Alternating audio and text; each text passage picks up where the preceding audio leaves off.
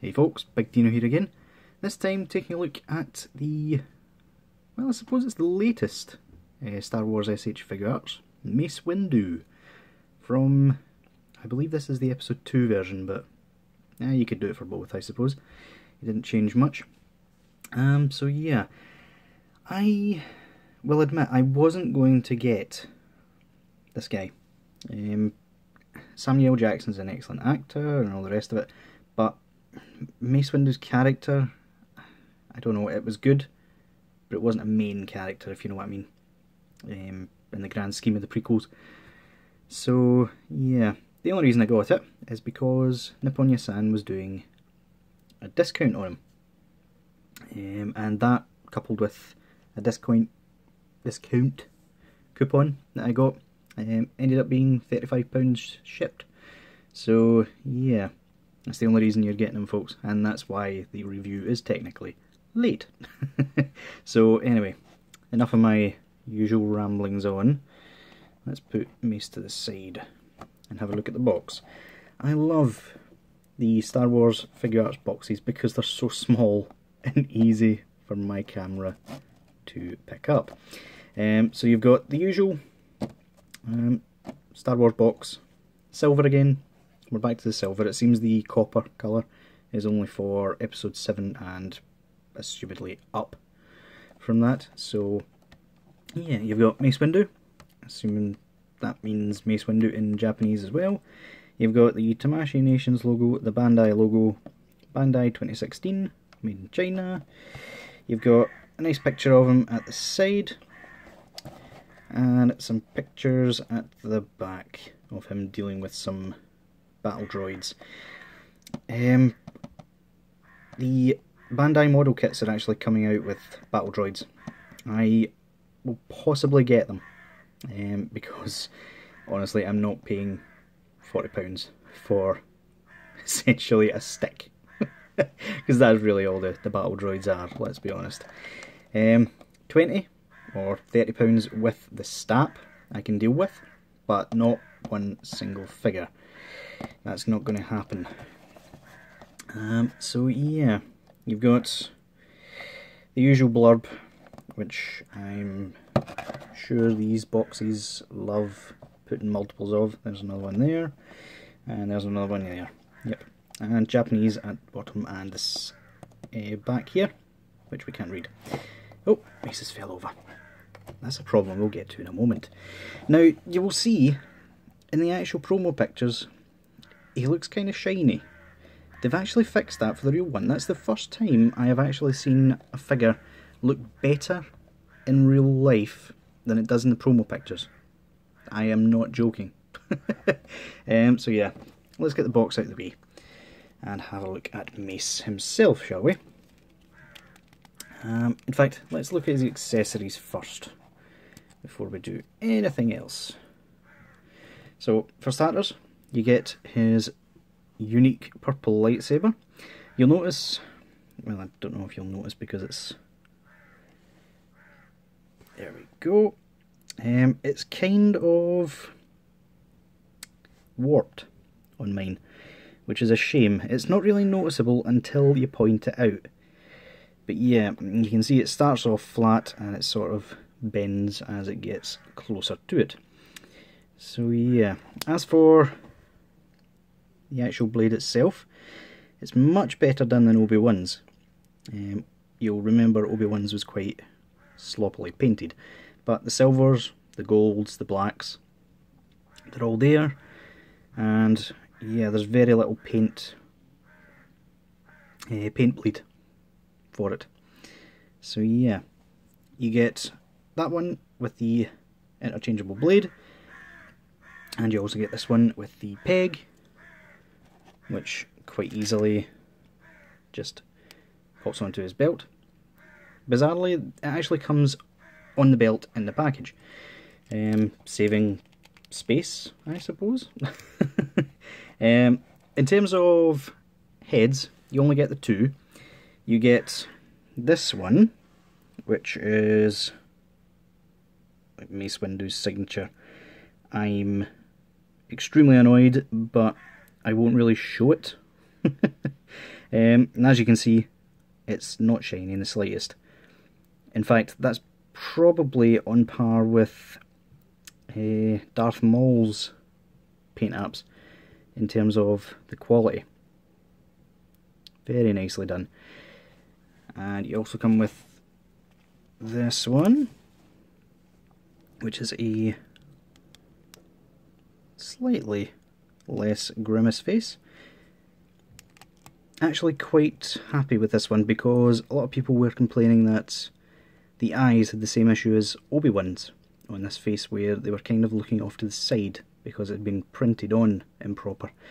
But Mace is fine, which is a real bonus. So in terms of hands, you only get 3 sets, more than enough for a Jedi, honestly. You get fist hands, you get a pair of force push hands, or basic force hands. There's one on them as well. And you get his lightsaber holding hands. You get 2 of those as well. And yeah, that's about it for accessories. So, we've talked about the accessories. Let's talk about Mace himself. The good and the bad. The good points, nothing has fallen off him yet. Unlike Obi-Wan, you'll remember, on mine at least, one of the feet was, well, it fell off whenever you touched it, really, which was really, really annoying. None of them fall off, and the paint apps are really well done. This bit is actually a bit thicker than Obi-Wan's. In fact, let me go and get Obi-Wan a wee second, and I'll do a quick comparison. Hold on. And one jump cut later, here he is. Now, at first glance, they appear to be using the same mould, but really, not one part that I can see has been reused, and I'm serious about that. This part is different, the belt is different, the actual body is different, and the feet are different. So yeah, essentially they've taken the design of this one and applied it to Mace Windu. I mean, even if you look at it side on, you can see they've even included Samuel Jackson's gut, which is a real attention to detail. Yeah, I believe Whoosh is the one that pointed that one out, so I probably wouldn't have noticed without him. But yeah. As for Mace himself, that's the good points to him. What about the bad? Now, the one problem with him is he's not loose to the point where he'll fall over, but he is quite loose in all the joint areas. I mean, you can see just barely touching that and it moves. It stays in place alright, but the minute you touch it, it will change position. The waist is quite loose, and the legs are loose as well. The feet aren't. The feet are really tight, which is a good thing. But yeah, even the knees, they've got a bit of friction there, but I think it's the same deal as Captain Phasma, where it doesn't quite feel right, but it still works. So yeah, that's the only really complaint I've got about him. Even the elbows. But yeah, some people were reporting issues with these ball joints, because as you can see, they are really, really tiny. But it's not really the size of them that people were getting annoyed at. It's that they were tending to fall part in two with some people.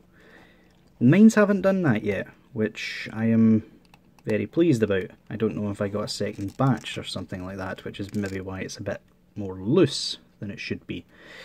I just noticed he's got a bit of a shiny spot on his head. I'll get rid of that. It's clearly something that's stuck to But yeah, in terms of articulation, he has, well, in fact, let's quickly pop that off. You'll see that's a very strange ball joint that's on there. It works, but it's strange. It really is. In terms of hands, I'm not going to bother changing them because really, why would you need to? In terms of putting this in, just before I get onto the articulation, you're better putting it in from the bottom so that it grips the actual handle piece at the bottom. The reason I say that is, see that peg right there? That stops the hand from really going through because it's, well, a closed fist sort of thing. But yeah, back to matter at hand, shall we? In terms of articulation, you can look up that far, look down quite far as well. He swivels, and his neck is free to move within its own constraints. The shoulders go up that far, they can swivel. The soft piece here does help, but it's still impeded a bit by it. He's got, well, I'm trying to show it.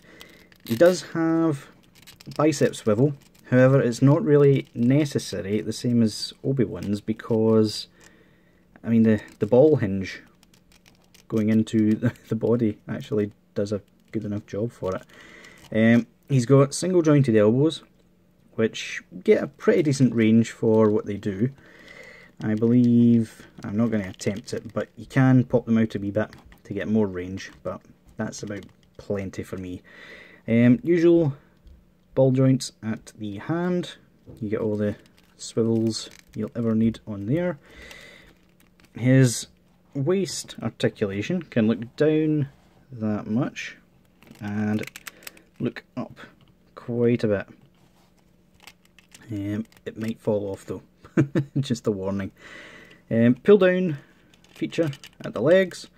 These parts still get out the way. They don't look as natural as Obi-Wan's because they're a bit thicker made, but they are decent for what they do. Single ball joint here again. In fact, just realised I'm showing you the wrong side. How very noobish of me. Single joint gets a decent range anyway, but the ball joint is quite noticeable when you move it. And in terms of feet, you've got slight ball joint movement here for ankle rocker sort of thing, and toe articulation, which is really good. So yeah, what that equates to is a Mace Windu who will very easily go into a decent Jedi pose, and for all his small little faults, he's still a decent figure. Obviously, not being a main character, he's more of a secondary character sort of thing. I wouldn't recommend paying full price for him, unless you really like the character. But I believe I'm going to get another cloak from Rick Hoare. I've been waiting on an opportunity to go back there to buy some more, just so that I can get another cloak for him, really. So yeah guys, that'll do it for this review. So until next time, I'll see y'all later.